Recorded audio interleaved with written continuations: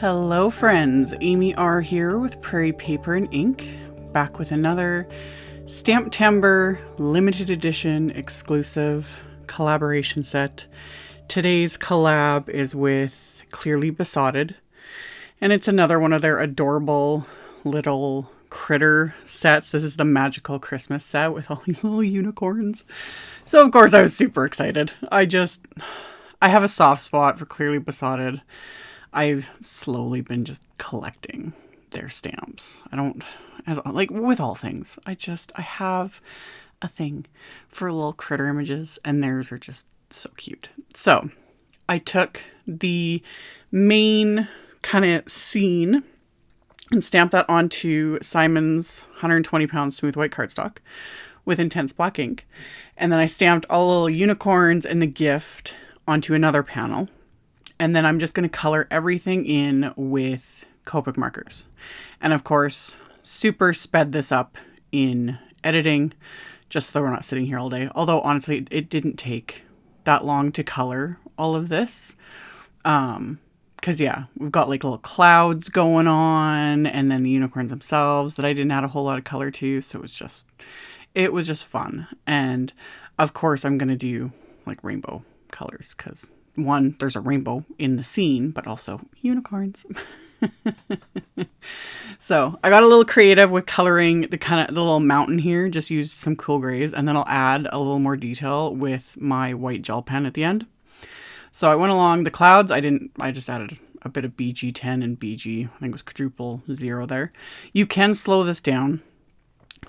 On your end when you're watching my videos, you can slow down the coloring portions.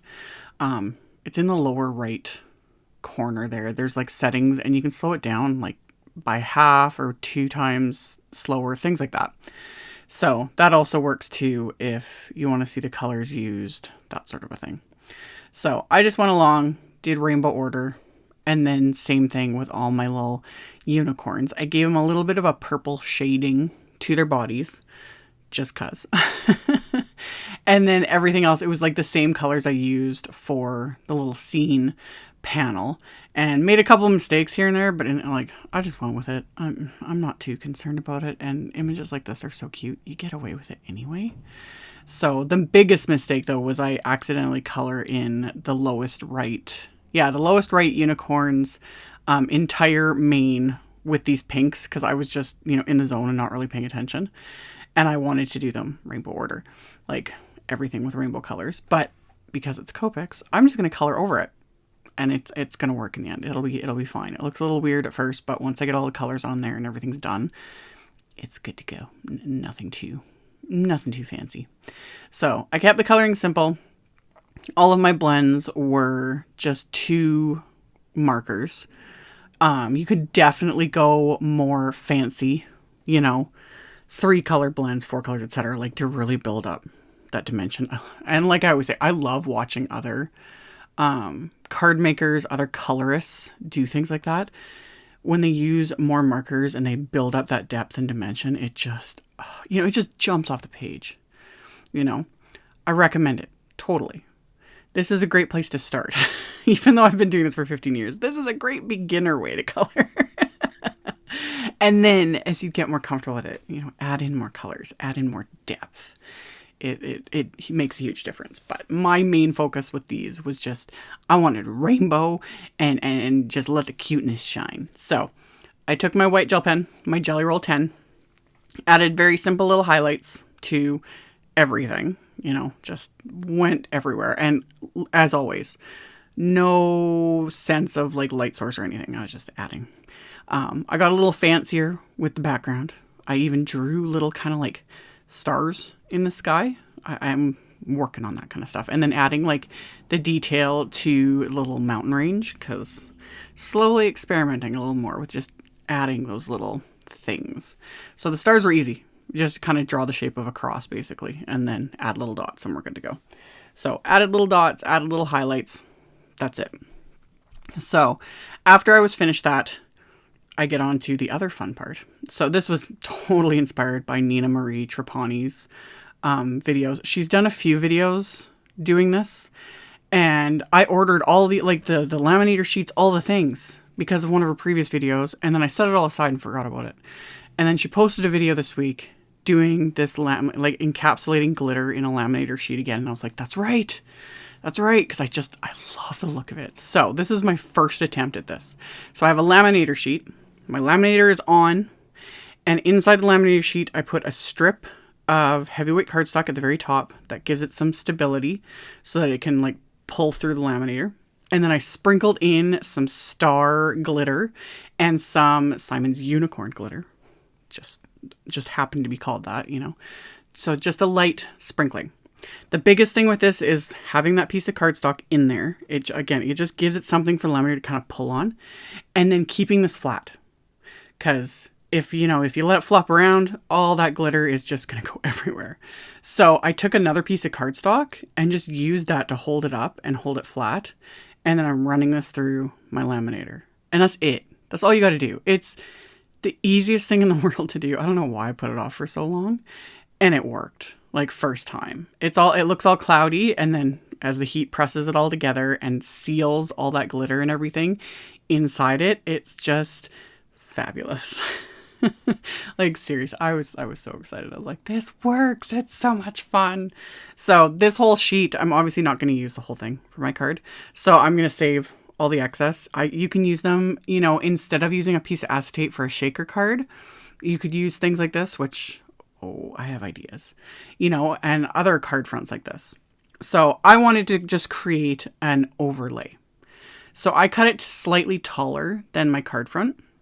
And I used a stylus tool to try and like score it, because again, like laminator sheets, when they're laminated, they're very stiff. Like this isn't like the acetate we use that you can fold a lot easier and things like that. Like this took a bit of doing, but this is how I want to do it. But one way to make it easier would be, rather than to try and fold the actual laminator sheet, is to use something like pattern paper, cardstock, whatever, and create a hinge. That's what Nina did in her video. And I love that too, because then it gives you that little punch of pattern paper. So I was going to do that with this. I was going to use some rainbow pattern paper, but I had stamped the scene a little too high. And so it would have just offset everything in a really weird way. So I didn't do it. But if I was to redo this, I would stamp the scene lower and then just use a strip of like rainbow pattern paper at the top. And then that would also help the laminator pouch to sit flatter against the card. But this was my first try. And it still worked, and it's still super cute. So I'm just explaining what I'll do different next time.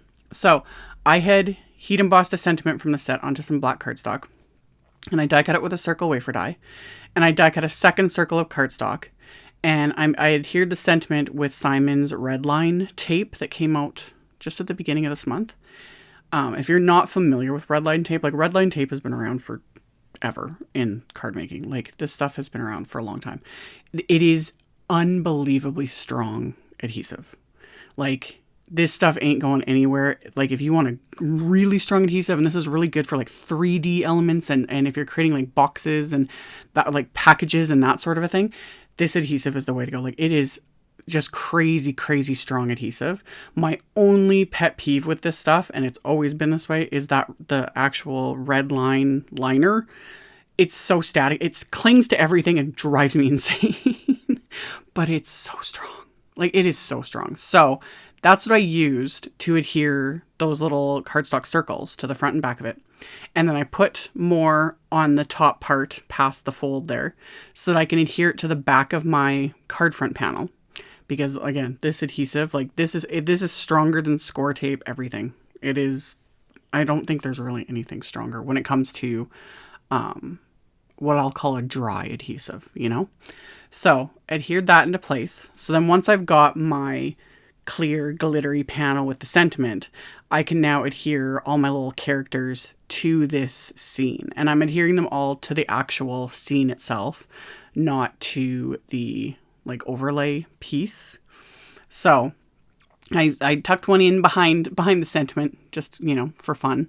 And then built up a couple more little, one of the characters, stuck one on top of the rainbow, because of course. And then I had white heat embossed another sentiment onto just a strip of black cardstock. And I'm going to adhere that to the inside of my card. And then I'll adhere the remaining little unicorns here. And I can't, like, they're so cute.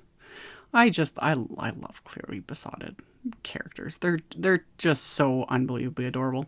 So adhered those into place, and then I'm just going to adhere my card front to the card base.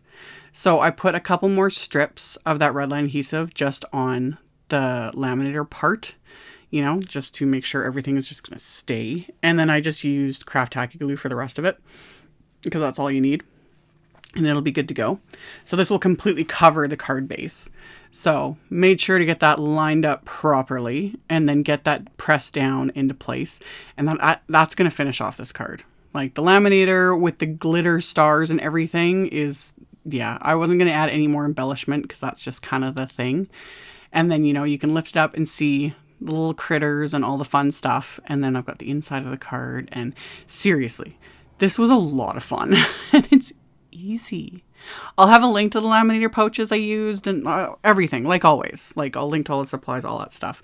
And I will link to Nina's video. The recent one was the Tim Holtz STAMPtember, which sold out, as it does.